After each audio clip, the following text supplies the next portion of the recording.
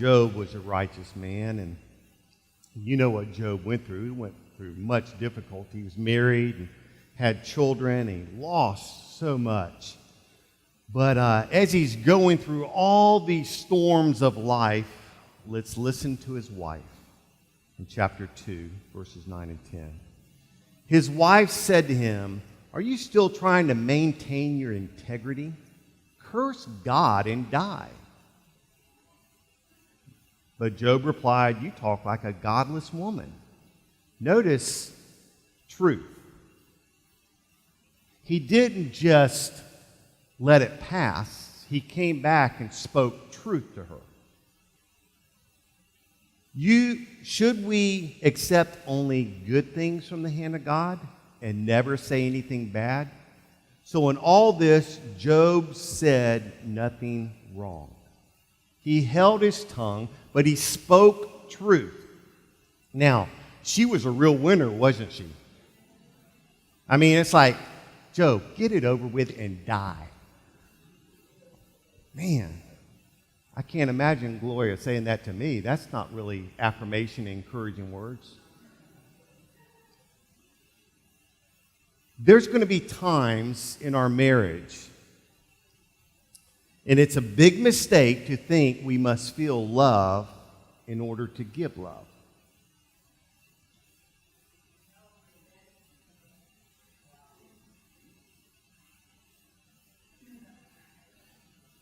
It's a big mistake to think we must feel love to give love. Proverbs 25:24. Better to live on the roof than to share the house with a nagging wife. You know, back in the Vietnam War, one of the things they used to do to prisoners when they would catch them is they would put and drip water on their forehead. And it would drive them crazy.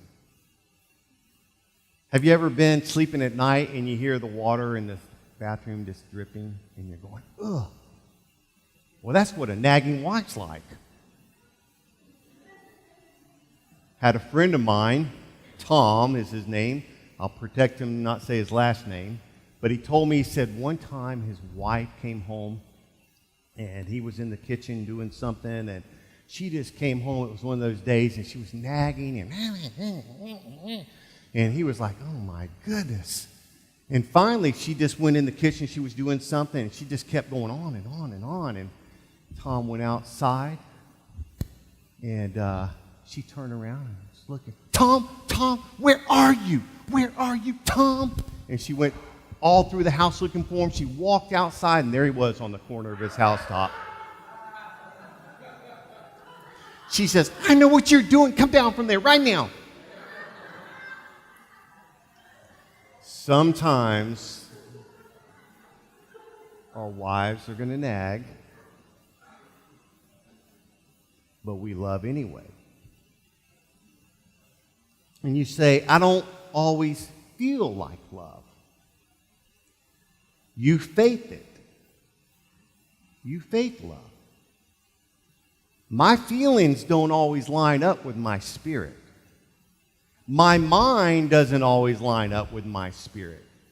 But my spirit in me unconditionally loves her.